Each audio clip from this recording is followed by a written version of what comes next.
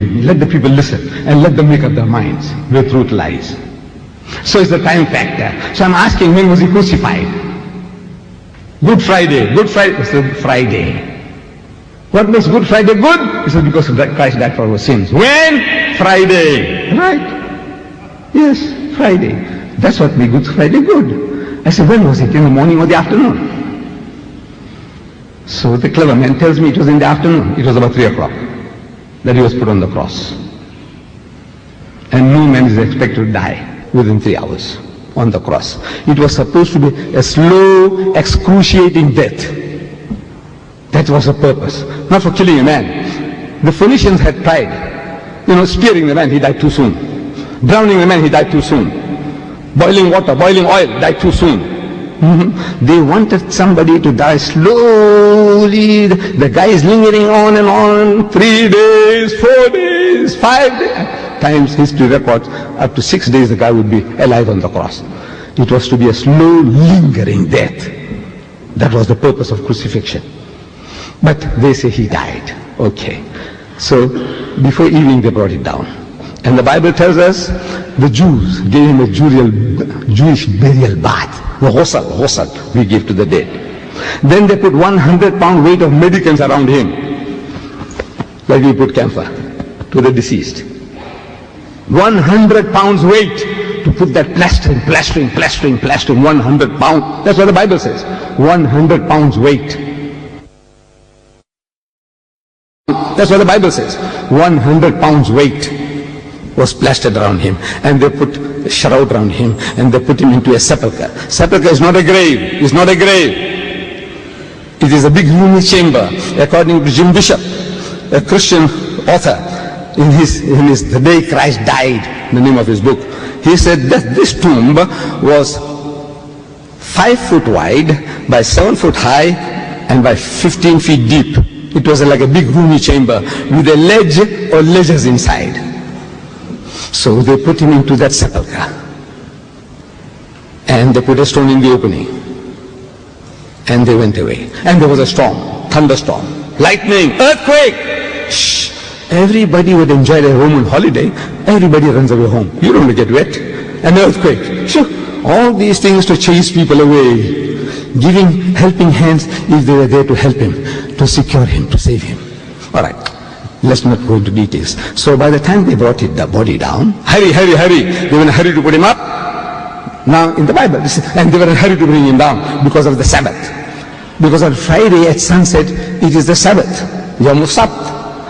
It's the night comes first, then the day. In Islam, night and day. Ramadan starts. See the moon? Night. Ramadan first night. You see the moon? Ramadan starts. You see the moon? Stop fasting. Same thing to the Jews. At sunset, the day changes. Not the Westerner, 12 midnight. Damn it, or you wait till midnight to see the day is changing. But that's your system. That's your system, 12 midnight. You say now it's 1 a.m. 1 a.m. morning. So, right. So they brought the body down. And they put the body into the grave. Into the sepulchre, not a grave.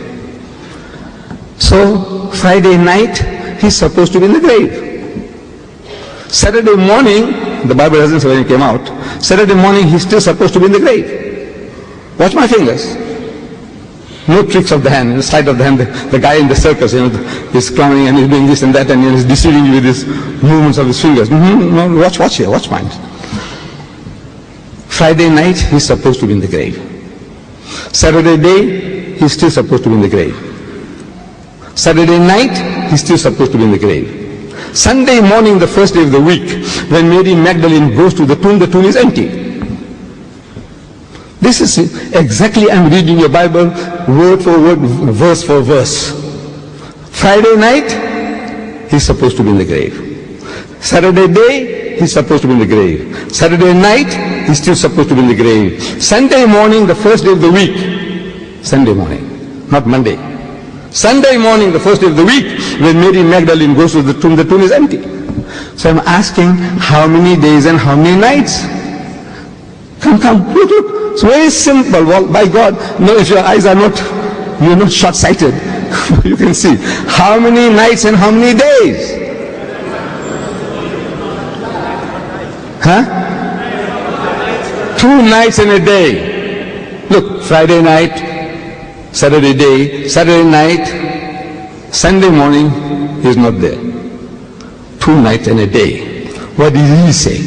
For as Jonah was 3 days and 3 nights in the belly of the whale, so shall the Son of Man be 3 days and 3 nights in the belly of the earth. He said 3 and 3, 3 and 3. What we see is 2 and 1. I want to know from you Christians whether this 2 and 1 and 3 and 3 is the same. Come on.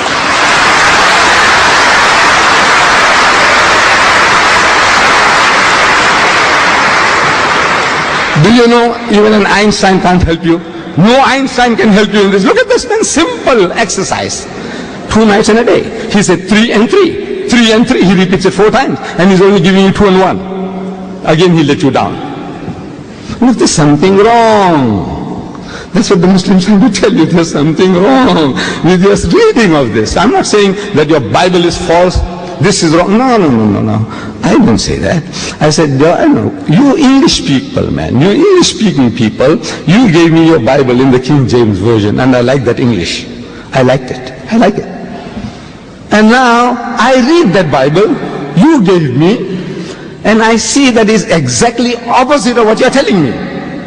Believe me, exactly opposite of what you are trying to tell me. I read it, and that's how I understand. So I'm asking you, is this like Jonah or unlike Jonah?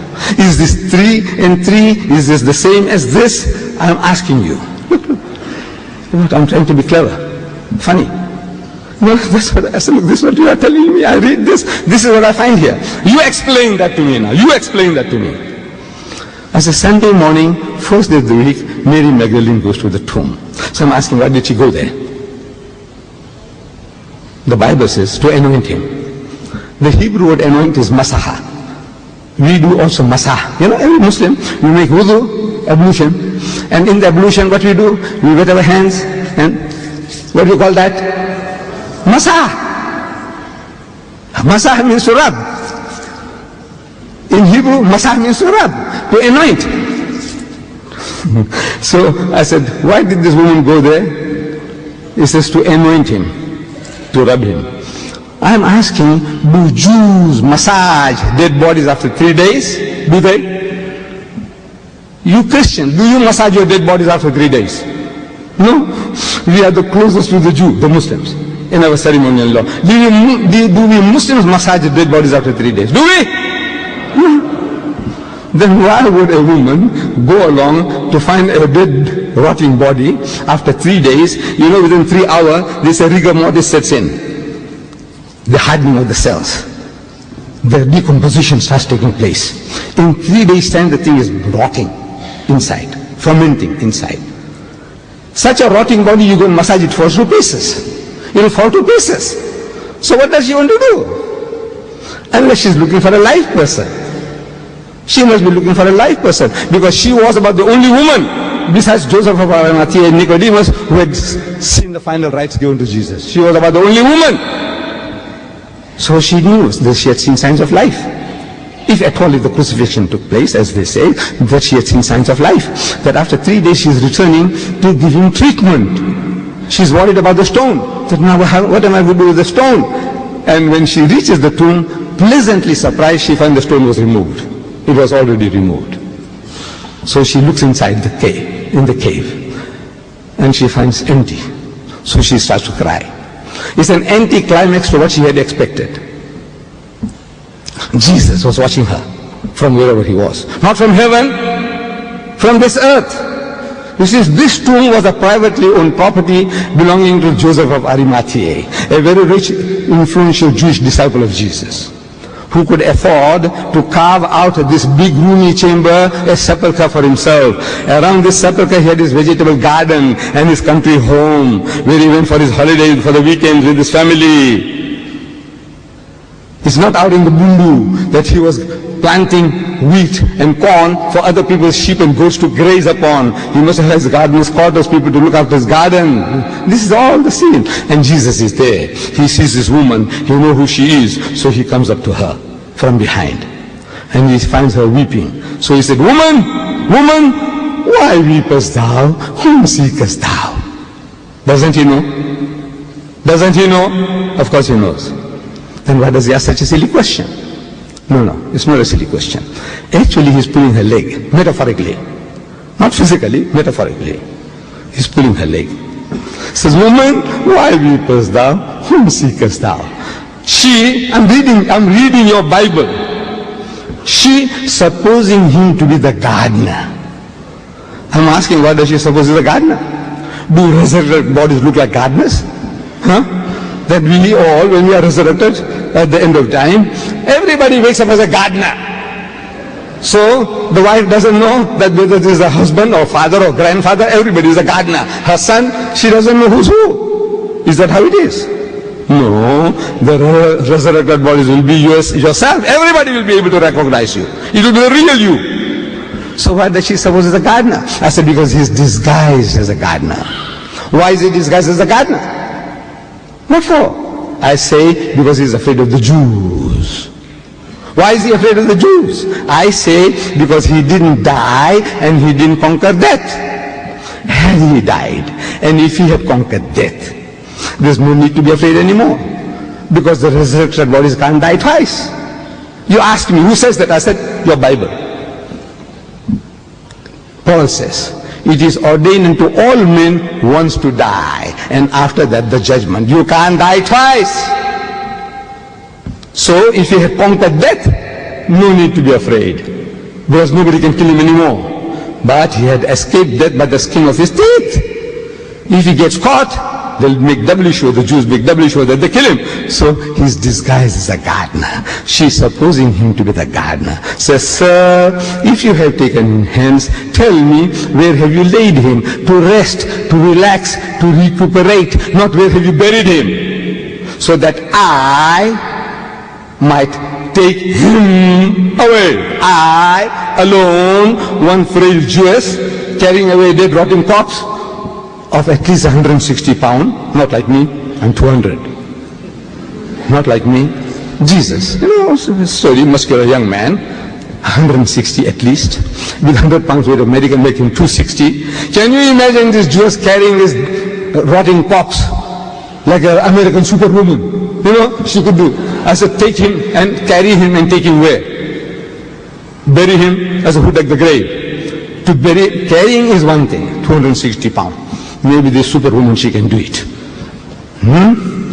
But to bury him, she'll have to dump him in a hole. Does it make sense? She's going to dump him in a hole. Does that make sense? No. She's talking about that I alone might take him away for treatment, to look after him. Come on. My dear brothers and sisters, look, each and everything, every verse I'm telling you now, I give you 30 different reasons from the Bible that Jesus didn't die. He was alive. 30 different reasons from the Bible. I have written a book called Crucifixion or Crucifixion. I don't know whether it's available in this country, but you write to me, you should get it. Or in my volume 2 of the choice, you should get it. I can see the enthusiasm among my Christian brethren. I would rather give them the chance to ask questions. And there are 2 mics available. There's one on this end and on this other end. I want people to queue up, and then we will ask one at a time, one to the right, one to the left, one to the right, one to the left. But give our Christian brothers a preference, that's all. You Muslims also have a right to ask questions, but give our Christian brethren a preference to ask questions first. Mr. Chair, thank you.